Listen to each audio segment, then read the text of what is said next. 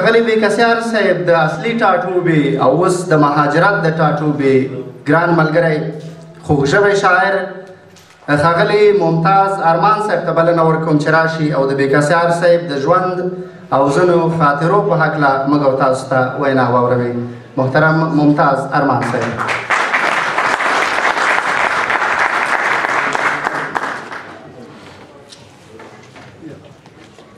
بسم الله الرحمن الرحیم. یو دوه ملګري وو، یو د بل نه پوښتنه کړې وه، ویل چې ته پاچا شی بخورې؟ هغه ویل زردک یو ګوړ. نو ملګري پوښتنه ترې وکړله چې ته پاچا شې نو ته به څه خورې؟ ویل یې ښه ښه شیان چې وه خو ټول تا ونیول، زه به څه خورم؟ یارانو خبرې وکړلې، ډېرې خوږې وې. د بېکسیار صاحب د ژوند او شعر په باب کافي خبرې وشوې. زه زیات داسې څه نه لرم، خو یو څو یادونې چې د د ژوند په باب دي هغه له تاسو سره شریکې کړم. تر ټولو له مخې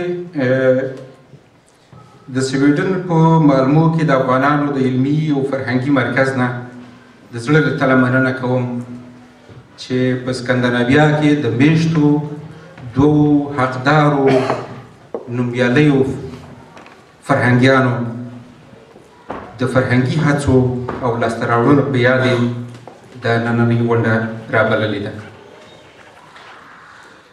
زما له نظره دغسې غونډې څو ګټې لري. یو خو دا چې هغه فرهنګیان، لیکوال او په یو ډول د ټولنې په فرهنګي جوړښت کې د لاسبرو نومیالیو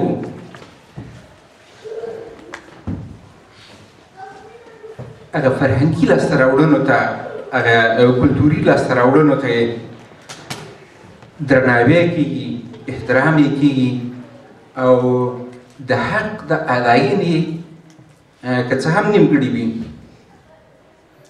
یوه هڅه یې کېږي. دوی ساه اخلي، دوی د زړه قوت اخلي او دوی د لا نورو هڅو په لور هڅوي، د لا نورو کارونو، د نورو بریاو په لور هڅوي. دویمه خبره چې پکې ده هغه دا ده چې ځوان پخت ته او د خپل فرهنګ سره د نږدېوالي یا د تړاو یا د خپلو فرهنګي ارزښتونو د پاللو لپاره ورته انګېزه ورکوي. درېیمه ښېګڼه یې دا ده چې دغه فرهنګیان چې په دې مسافرۍ کې په دې بهرنیو ملکونو کې او یا په داخل کې سره په فرهنګي کارونو باندې اخته دي، دوی ته دا زمینه برابرېږي چې د خپلو تجربو تبادله او راکړه ورکړه سره وکړي. دا یې بله ښېګڼه ده. زه د دغه مرکز د درنو مشرانو نه او د دغه فرهنګي مرکز له غړو نه د زړه له کومې مننه کوم.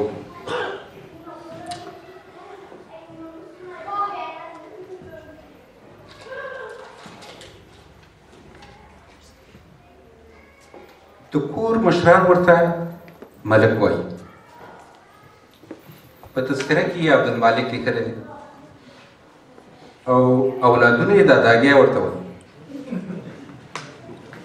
یاران یې د بېکسیار په نامه نوموي. دا چې یاران راټول دي او موږ د یو یار د ژوند په باب غږیږو. نو زه یې هم د ښاغلي بیکاسیار په نوم نوموم یا یادوم. د ښاغلي بیکاسیار سره زما پېژندګلو غالبا په 1461 هجري شمسي یا 1462 هجري شمسي کې وشوه. دا هغه کلونه دي چې ځینې د ده پخواني دوستان او یاران د ده د څڼو او کاکل د ښېرازۍ او سمسورتیا کیسې کوي. خو کله چې زه د ده سره مخامخ شوم او ما د سره وپېژندل نو نه د ده څڼې او کاکل نه څڼې بمبل و او نه په داسې شیټه و لکه تاسې چې ونی.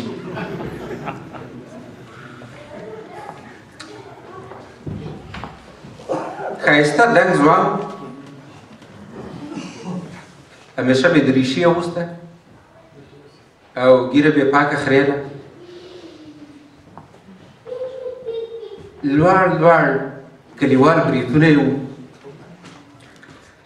او خندان او متواضع ځوان و.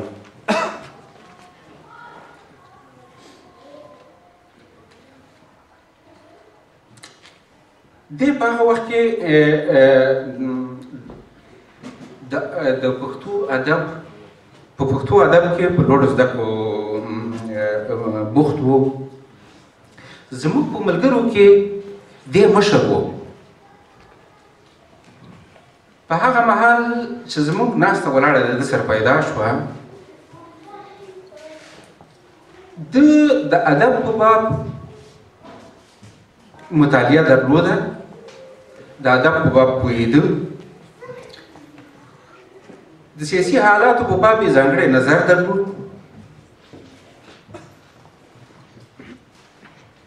او وخت په وخت به د خپل نظریات په بېلابېلو شخصي غونډو کې، چې البته د دغسې غونډو کوربنه به اکثره د ده خپله حجره وه، دا به شریکول. زما چې یادېږي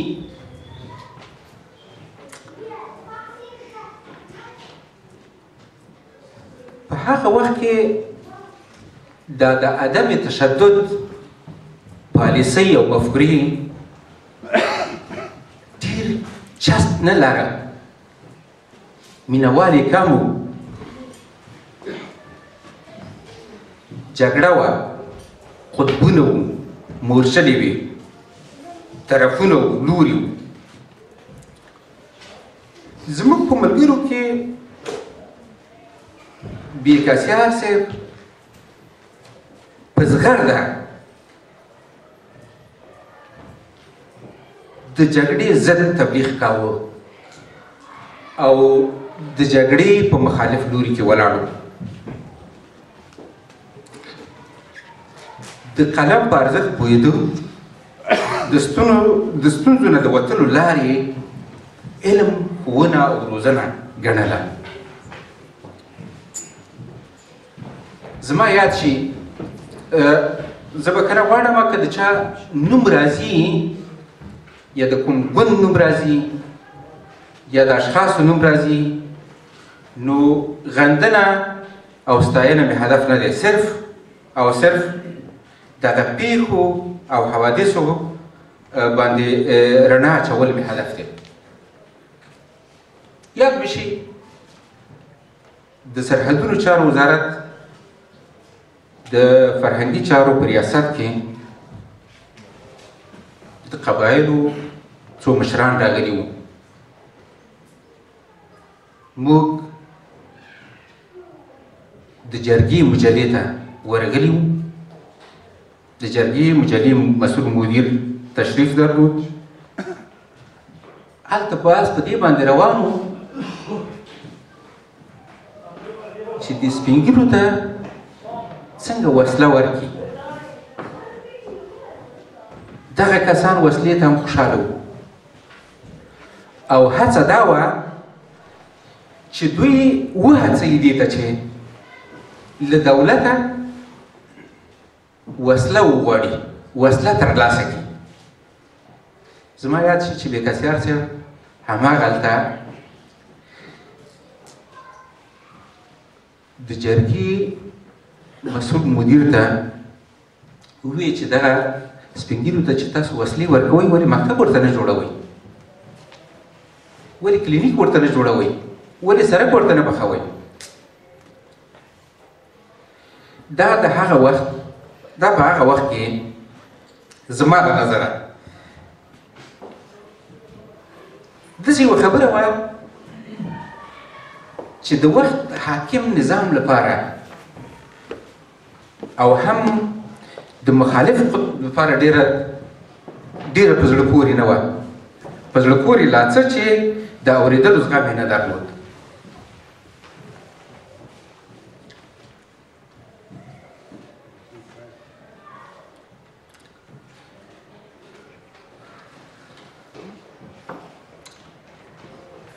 ظاهري بڼه یې داسې وه چې فکر کېده چې د حاکم ګوند که د مرکزي کمیټې غړی نه وي نو لږ تر لږ باید د ولایتي کمیټې د تفتیش مسؤل خو وي. خو کله چې دی فارغ شو له څه مودې وروسته خبر شو چې سړی پاکستان ته رسېدلی. په پاکستان کې چې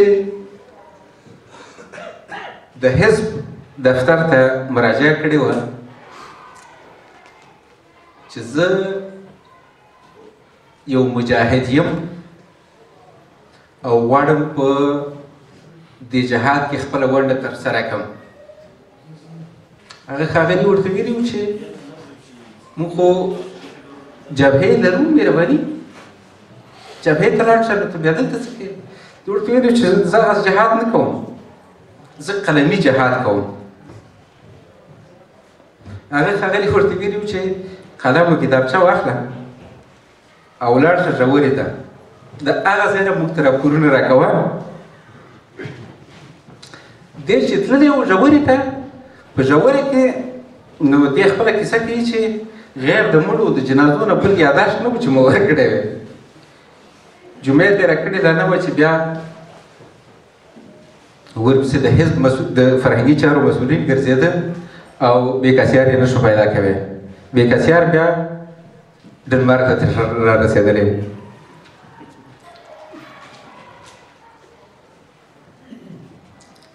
د فرهنګي فعالیتونو په باب خو دوستانو کافي یادونې وکړلې، یادونې درلودې.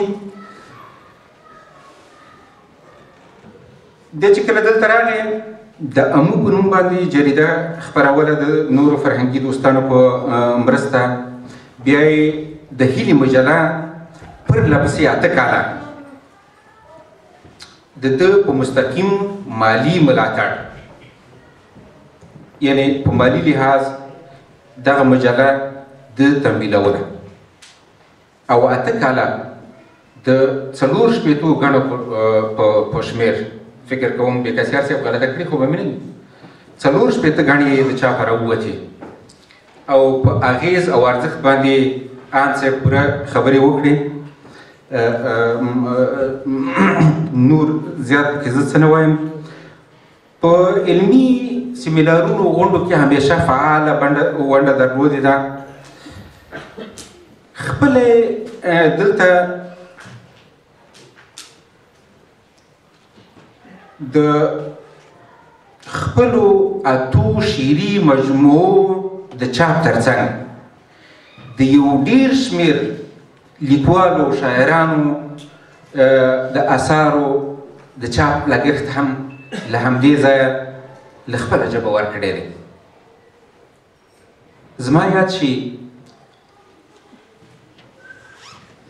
بېکسیار صاحب د ډېرو ځوانو شاعرانو، لیکوالو، خبریالانو او فرهنګیانو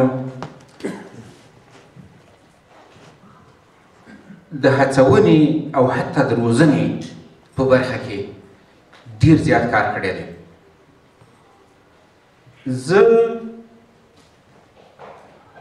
که یوه کرښه هم لیکلی شم نو دا د بېکاسیار صاحب د شتون له برکته کولی شم. په یقین سره چې زما او د ده د پېژنګلو په هماغه لومړیو ورځو کې د ارواښاد الفت لیکوالي راته تدریس کړه. دغسې نور ډېر دوستان یې مطالعې ته وهڅول او خپله پوهه خپلې تجربې همیشه داسې شریکولې له دوستانو سره په داسې طرز باندې شریکولې چې نورو ته داسې معلومه نه شي چې ګوندې دی له نورو ډېر پوهېږي. هماغه و چې د ده په دغه هلو ځلو کې داسې یو ډول د دوستۍ رنګ ډېر قوي و او د ده د شخصیت د کشش او د جاذبې قوه یې زیاتوله.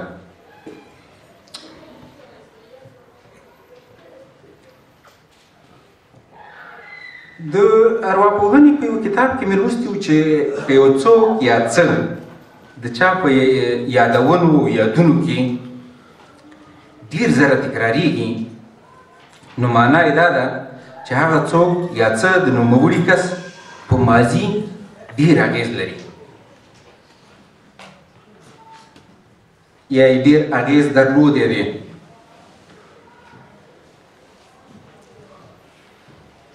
او نوموړي ته یاد کسان یا شیان تر نورو ډېر ارزښت لري.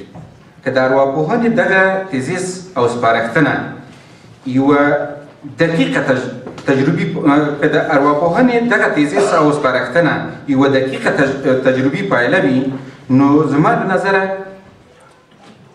د ښاغلي بېکاسیار په فکر او ژوند لاندې کسان تر نورو زیات اغېز لري.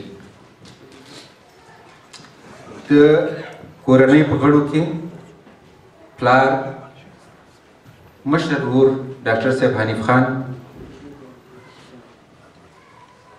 ډاکټر صاحب شیرشاه او کوچی. دا زما برداشت دی ځکه دی په کیسو او په خپلو خاطرو کې ډېر یادوي. د دوی د ویناو نقل قولونه کوي او همیشه د دوی په مجلسونو کې د دوی یاد کوي.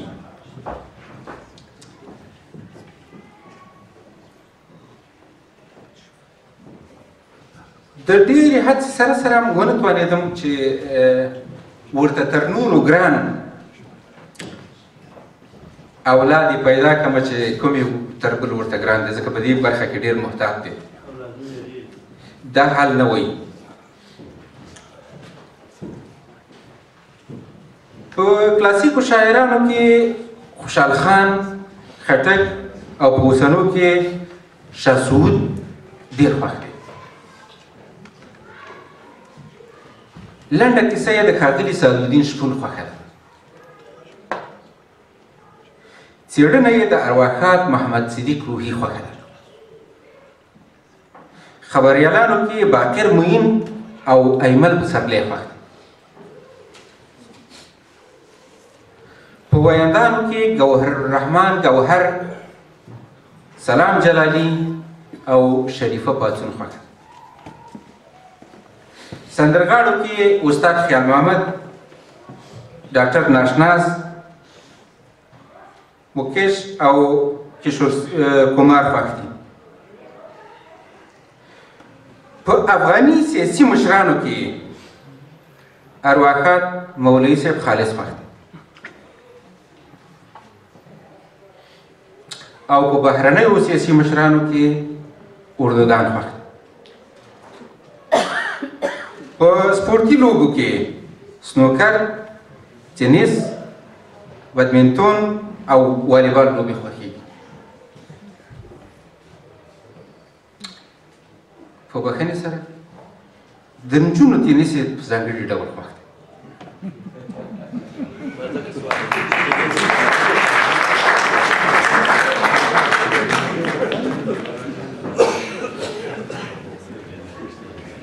له رسمي سپورتونو سره یې جوړه نه ده.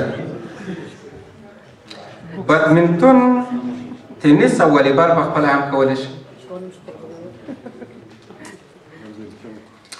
په مورنۍ ژبه پښتو برسېره په فارسي هم لیکل او لوستل کولی شي. ډنمارکي، انګلیسي او اردو یې د پوهاوي راپوهوي تر بریده زده ده. خو د اسپانوي ژبې ریتم او موسیقي تر نورو ډېره خوښه ده. ریتم یې تر نورو ډېر خوښ دی د اسپانوي ژبې. په ژبو کې یې پښتو خوښه ده. د ښوونځي د دورې په مضامینو کې د پښتو مضمون او د همدغه مضمون استاد محمد دین خان خوښ. د لوړو زده کړو پر مهال یې د تدریس د میتود مضمون او د همدغه مضمون استاد نازیانې تر نورو ډېر خوښ و. په ښارونو کې یې پېښور خوښېږي، په ملکونو کې یې ناروې، په موسمونو کې یې منی خوښ دی، په شپه او ورځ کې یې شپه خوښه ده.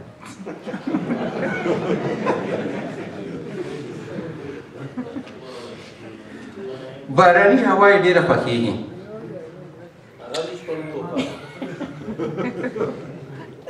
د یارانو د مخلصانه بانډار ډېر شوقي دی. انتظار او بېوادګي نه خوښېږي.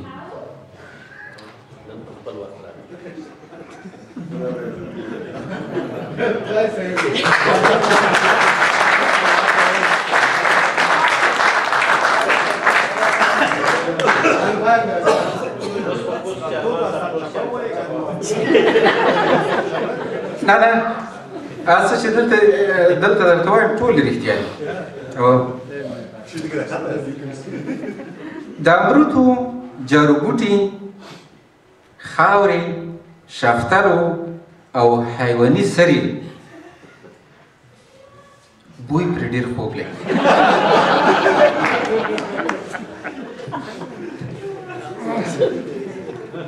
دا د دې خپله کیسه ده. دی وایي چې زما تر ټولو ډېرې هغه خوښې شپې ورځې هله وي چې کله زموږ سیمې ته سرکس راشي او په هغه سرکس کې خو اسونه د ځانه سره راولي بیا سره کوي، نو دی مست وي ورته.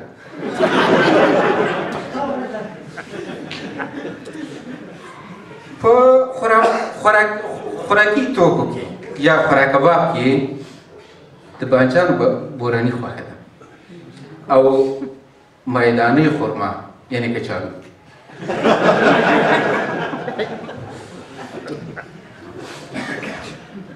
د ټیپرو یعنی شلغمو سره په ځانګړي ډول بران دی.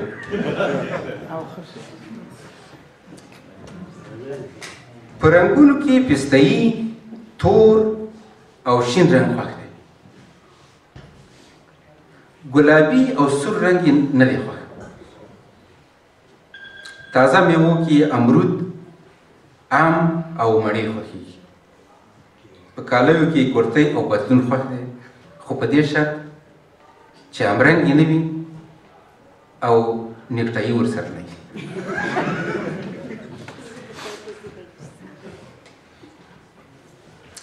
په فارغ وخت کې د کتاب لوست او آزاده هوا کې چکر خوښېږي. سفر یې په بیړۍ کې خوښ دی. په افغاني دودونو کې خاورو ته د مړي د سپارلو او جنازې او فاتحې مراسم خوښ دي. خو د واده د دود افغاني بڼه یې بلې ایسي. سندربولي او خوږغږي الوتونکي او ګلان یې ډېر خوښېږي. د کارګرۍ او باغوانۍ سره ځانګړې مینه لري.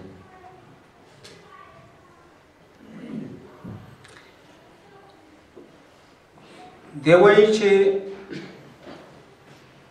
یو ځل د خپل د تره زوی سره یوې چورلکې ترهولی و ډهرولی و او دغه صحنه بار بار ده ته په خوبونو کې ورځي او ځوروي یعنې دا یې د ژوند ترخه خاطره ده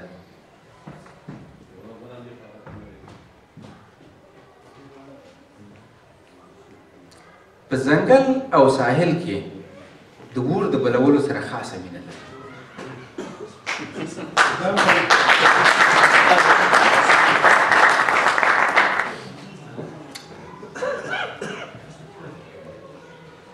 له 1400 غالبا له 1400 کال را په دې خوشايري کوي چې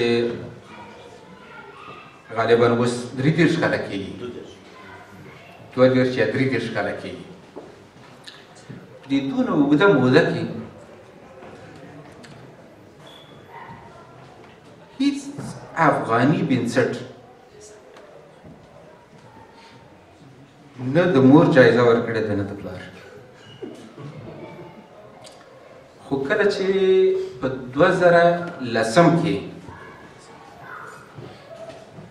خپله یوه شعري مجموعه په ډنمارکي ژبه باندې چاپ او خپره کړه په هماغه کال خپرونکي مؤسسې د خپرو شوو شعري مجموعو ترمنځ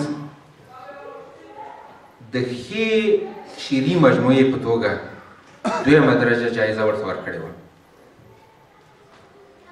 او زه هم څو ورځې مخکې خبر شوم ستاسو په استازولۍ زه هم ورته مبارکي وایم چې دا دود خو مات شوی دی په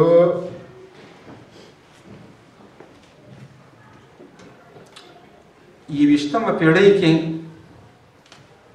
د 21مې پیړۍ په دا 2مه لسیزه کې د 19مې پیړۍ د لومړۍ لسیزې او د 21مې پیړۍ د وروستۍ لسیزې دا ماجون د ډیرو مرضونو دارو دی اوږد عمر او ښې ډېرې بریاوې ورته غواړم او ستاسو د پاملرنې